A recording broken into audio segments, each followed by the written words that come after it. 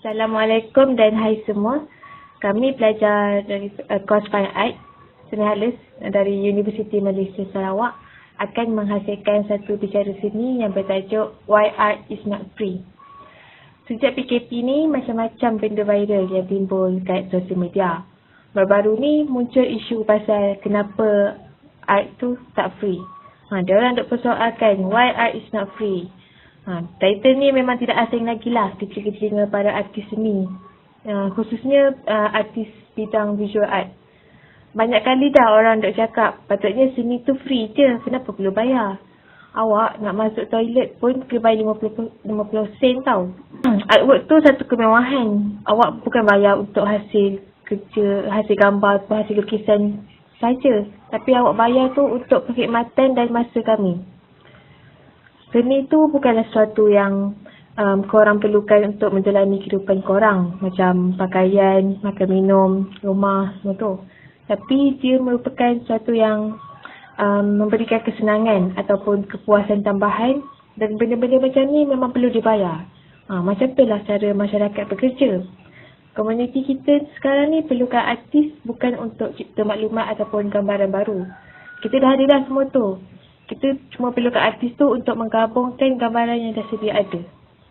Sebabnya artis seni ni nak mulakan kerja diorang pun diorang perlu kena bayar. Kita orang lahir-lahir bukannya terus pandai melukis, pandai mewarna, pandai ambil gambar, buat video apa semua tu. Kami belajar. Dekat U tu kami belajar, kami ada majoring, pengkhususan. Ada painting, ada fotografi dengan keramik. Kita kena belajar semua tu. Duit tentu jangan ceritalah macam air. Kena beli itu, kena beli ini. Kalau private class untuk dapatkan software editing macam Adobe Premiere Pro, Adobe After Effects, Photoshop dengan Lightroom. Kalau private class saja dalam sehari tak dekat 2K. Tapi tu yang jenis advance sikit lah. Banyak sebab kenapa para artis seni tak dapat bagi artwork diorang tu free. Kena bayar. Nanti saya akan serahkan pada Farah untuk terangkan lagi. Hai semua, macam Fatin cakap tadi, kenapa seni itu tidak percuma kan? Antara sebab seni itu tidak percuma adalah kerana equipment dan bahan yang digunakan oleh pengkarya itu juga dibeli, bukannya percuma. Dan benda-benda tu semua agak mahal ya, memang mahal. Contohnya dalam painting, canvas, berus warna, semua tu dibeli dengan duit. Kalau macam student universiti, pengkarya-pengkarya yang belum ada kerja tetap, semestinya mereka gunakan PTPTN, ibu bapa ataupun kerja sampingan untuk menghasilkan karya yang dorang mau buat tu lah. Dalam menghasilkan karya tu juga mereka ambil masa untuk cari idea, untuk sampaikan message melalui apa yang mereka buat hasilkan tu kan. Kalau dalam konteks fotografi, selalu orang buat service wedding lah, service photo wedding, orang akan persoalkan, kenapa mahal sangat harga ni, padahal kamu just ambil gambar, ketik-ketik, bukannya guna duit lebih pun. Di sini, kamera tu dibeli dengan harga ribu-ribu, lens tu harga ribu, ratus, dan software untuk edit tu pun sama juga, dibeli, bukan percuma. Setiap fotografer tu untuk menghasilkan gambar yang cantik, mereka terpaksa stay up tengah malam, cari idea, nak cantikkan gambar, nak bagi lighting gambar tu lawa.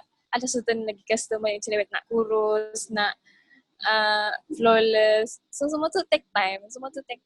Editor tu dia kena belajar dengan lebih mendalam, menghasilkan sesuatu yang dapat puaskan hati klien. Kalau macam seramik semua tu, of course lah mereka beli tanah liat, buat patung tu ada risiko pecah, hancur.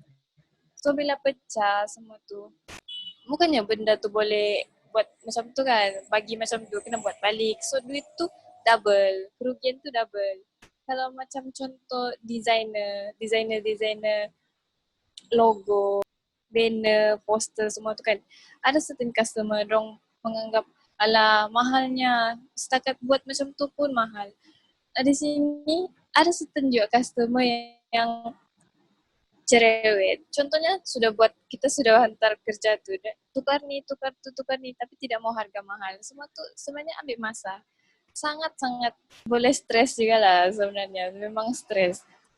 Tapi bila bagi harga, customer dia macam tidak dapat terima harga tuh. Tapi bila bab kerja tuh mereka mau perfect. Macam tuh. Lepas tu kalau contoh ada masalah kerosakan, laptop rosak, tem-tem tengah edit tuh laptop rosak.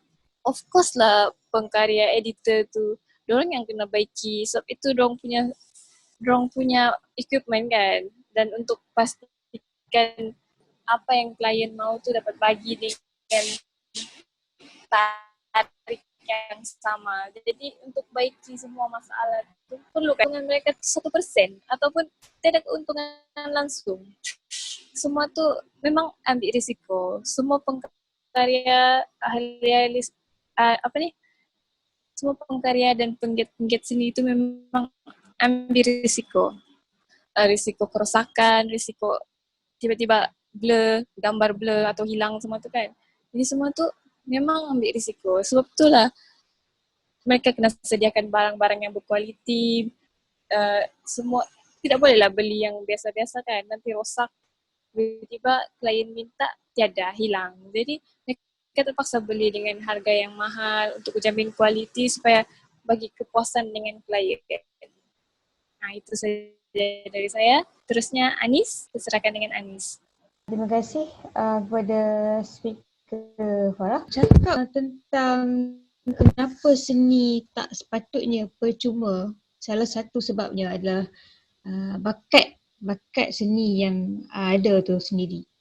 Okay, bakat seni dan kreatif ni tak semua orang miliki. Maksudnya di sini bakat untuk menghasilkan work yang boleh dikomersialkan. Nak cakap pasal seni ni memang kita semua ni ada seni. Kreativiti kita semua ada kreativiti kita sendiri dalam diri masing-masing. Tapi kita tak boleh cakap saya tak pandai seni, saya tak tahu seni, saya tak belajar seni, tak boleh cakap macam tu. Sebab yang kita tengah bersiap, berfashion, make up apa semua tu, itu pun dikira seni juga.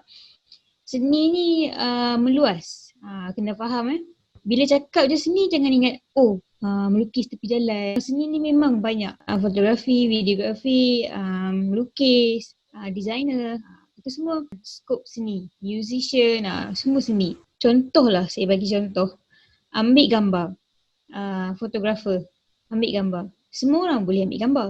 Record video, semua orang boleh record video. Sebab kita ada handphone kan. Handphone tu kita boleh, dengan handphone sahaja, kita boleh ambil gambar, kita boleh record video. Tapi macam tadi speaker Farah cakap, sekarang orang tengah buat job wedding kan. Katakanlah nak kahwin kan. Lepas tu awak hire fotografer. Awak nak yang murah. Bajet awak mungkin 200 ke bawah ke 100 ke bawah kan. Bajet yang memang awak nak murah gila tapi awak nak gambar cantik. Nice. Let's say lah ada fotografer tu ambil gambar awak pakai phone. Dengan pixelatnya, dengan dia punya resolution, kualiti gambarnya, entah jelas ke tak jelas. Itu dah membuatkan awak rasa macam tak puas hati kan. Kenapa gambar tak berkualiti? Sebab awak sendiri yang minta benda tu percuma ataupun murah. Jadi kat sini, kalau awak nak gambar yang berkualiti, gambar yang hasil yang menarik, apa semua editing yang cantik, fotografer memerlukan peralatan, alat yang lengkap. Contoh macam kamera DSLR, lighting, apa semua. Itu macam speaker Farah cakap tadi, benda tu memerlukan duit, benda tu mahal. Jadi sebab itulah fotografer yang ada sekarang ni mengenakan harga yang berada di pasaran sekarang ni. Jangan pertikaikan kenapa fotografer ni tekan-tekan kamera je, kenapa nak kena letak harga yang tinggi. Jangan fikir macam tu, awak juga kena fikir dia punya, mungkin sewa, kalau awak ada ambil gambar di studio mungkin dia nak kena bayar sewa studio dia, dia nak kena upgrade peralatan, contoh macam kamera dia. So benda tu memerlukan duit.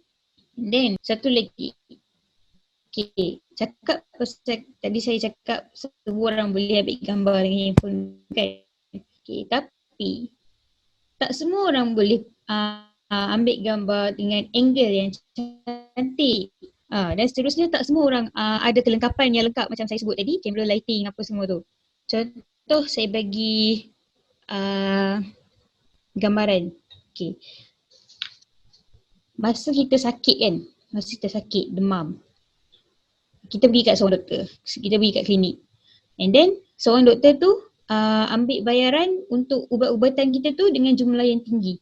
Saya pernah kena, waktu saya demam, saya pergi ambil ubat demam saja dekat klinik, saya kena bayar RM100. Tapi kita sebagai masyarakat ni terima perkara tersebut sebab kita tahu bahawa tugas seorang doktor ni tak mudah dan tak semua orang ada kepakaran tersebut. Tak semua ada kepakaran untuk scan kita punya sakit apa, macam tu, menyembuhkan tu Tuhan kan. And then mereka pula doktor-doktor ni belajar tinggi untuk dapatkan sijil medik tu. Jadi kita pun untuk bayar jumlah perubatan tu dengan harga yang tinggi sebabkan kepakaran yang mereka ada. So kita menerima hujah ni untuk banyak bidang juga, bukan perubatan saja. Contohnya macam programmer, juruterbang yang kita anggap sebagai pakar dan kita beri pampasan yang sewajarnya dengan kepakaran mereka ada. Kita juga macam sanggup bayar atlet profesional dengan harga beribu-ribu ringgit untuk main permainan yang kita semua pernah main masa kecil dulu.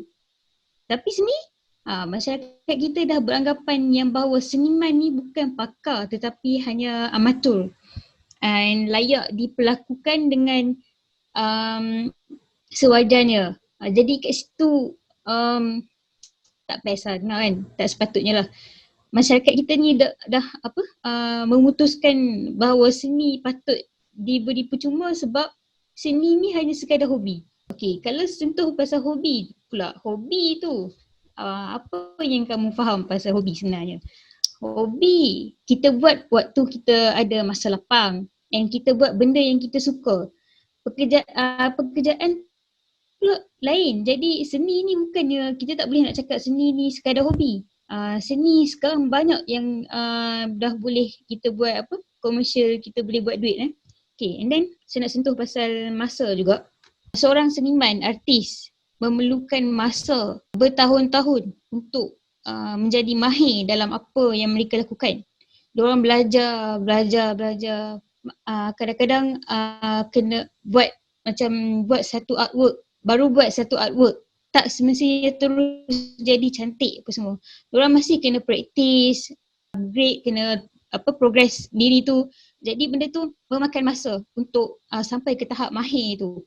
Sama seperti kita bayar doktor dengan bayar yang tinggi untuk kepakaran doktor tu. Seniman ni pun ada kepakaran dia. Jadi sama. Cuma nilai dia mungkin berbeza. Seni tak seharusnya dilihat sebagai jalan yang mudah. Ni daripada pemerhatian sajalah. Saya nampak orang masyarakat kita lebih memandang seni ni mudah berbanding sains and diberi kepentingan tu kurang dalam soal nilai kerja tu. Macam saya cakap tadi, membuat sesuatu karya seni tu memerlukan masa. Masa yang kita perlukan bukanlah untuk siapkan satu work tu bukan 2-3 jam saja. Dia mungkin boleh makan masa berminggu-minggu untuk siapkan satu work tu. Bayangkan seniman yang awak minta, artis yang awak minta untuk hasil, tak kira lah artis ni, jangan awak fikir artis just melukis je. Awak boleh fikir macam videographer ke, designer ke, awak minta dia untuk hasilkan satu karya. And then diorang buat karya tu, menghabiskan masa mereka dengan hanya untuk mengutamakan permintaan anda saja. Takkan korang nak bagi percuma? Fikir. Contoh macam speaker Farah cakap tadi, customer ni ada yang nak flawless lah, nak kurus lah, apa semua kan. Diorang bersusah payah bersentang mata untuk mengedit benda tu mengikut kehendak permintaan yang awak inginkan, tapi awak nak bagi percuma benda tu. Wajar ke? Patut ke? Awak nak gambar wedding, lepas tu awak cakap dia, saya nak gambar wedding saya ni nampak macam tengah terbang. Saya nak nampak kurus lepas tu nak nampak flawless. Awak cakap boleh tak bagi percuma. Kita kawan.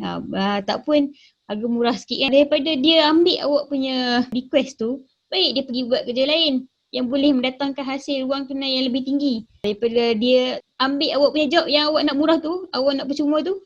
Jadi saya nak tahu jugalah apa pendapat speaker Wani mengenai tajuk yang kita bincangkan ni. Terima kasih kepada speaker Anis. Kenapa seni itu tidak percuma? Okey, artis atau pengkarya juga memerlukan duit poket bagi menanggung kos sara hidup. Mereka juga manusia seperti yang lain. Nak kena bayar itulah, kena bayar inilah, makan minum lagi. Jadi wajarlah kalau mereka nak jual hasil karya tersebut. Dan korang perlu ingat juga, hidup di dunia ni tak semuanya percuma. Macam speaker Fatin cakap lah, nak masuk ke toilet pun kena 50 sen kan. Cuba korang bayangkan, kalau semua hasil seni tu nak percuma, artis atau pengkarya ni nak makan apa? Takkan dia orang nak dia orang nak bergantung harap dengan family lagi kan, sedangkan dia orang ada kudrat apa semua boleh cari cara hidup kan. Kita kena tahu juga seseorang artis atau pengkarya ini pendapatan mereka taklah tetap seperti sektor pekerja yang lain yang bulan-bulan masuk kan. Cuma itulah, kita tak tahu orang tu mungkin dia seorang ibu tunggal ke, student yang baru habis belajar ke. Jadi untuk nak dapatkan duit poket, mereka kena gunakan kelebihan yang ada. Kalau tak sia-sia sajalah sama ni dia orang belajar dekat tanah kan untuk ilmu seni ni. Dan dengan hasilkan seni di rumah atau di mana-mana dan mereka menjual kepada pembeli, at least adalah sedikit sebanyak duit poket masuk untuk menampung kos sara hidup diorang. Okey, untuk seterusnya mungkin Speaker Ika ada pandangan tersendiri? Terima kasih kepada speaker Wani. Okey, macam speaker Ani cakap tadi, nak hasilkan artwork tu memerlukan masa. Ya, memang betul. Seniman memerlukan masa yang lebih untuk siapkan artwork dan mencari idea yang memuaskan. Nak siapkan artwork tu bukan boleh siap sehari dua, tetapi berhari-hari, kadang tu berbulan-bulan. Nak hasilkan artwork tu dengan cepat memerlukan masa yang lebih. Dan korang perlu bayar seniman tu sebab seniman tu kerah tenaga dan korbankan masa diorang untuk hasilkan artwork tu dengan cepat. Nak hasilkan artwork tu bukanlah macam budak-budak yang tengah main, tapi perlukan masa, fokus, usaha yang lebih untuk mencari idea dan hasilkan satu artwork tu. So korang, seni tu tak mudah dan tak murah macam orang luar cakap. Nilai seni tu tak dapat pun ditiru oleh semua orang. So kenapa korang anggap art tu perlu free? Sedangkan art tu patut dibayar dengan harga yang sepatutnya dengan usaha yang setimpal. So kami harap lepas korang dengar ni, korang tak akan anggap lagi why art not free. Okay, itu sahaja pendapat daripada kami pada talk ini yang bertajuk Why Art Is Not Free. Okay, jadi kesimpulannya kat sini, kita jangan sesekali persoalkan bahawa karya seni ni senang dan semua orang boleh buat. Okay, sila tukar mindset and kaji lebih dalam lagi. Kalau ada sebarang pertanyaan ataupun pandangan, nak komen apa, boleh komen di bawah Okay. Jangan lupa juga like dan subscribe. Okay, terima kasih. Bye. Bye.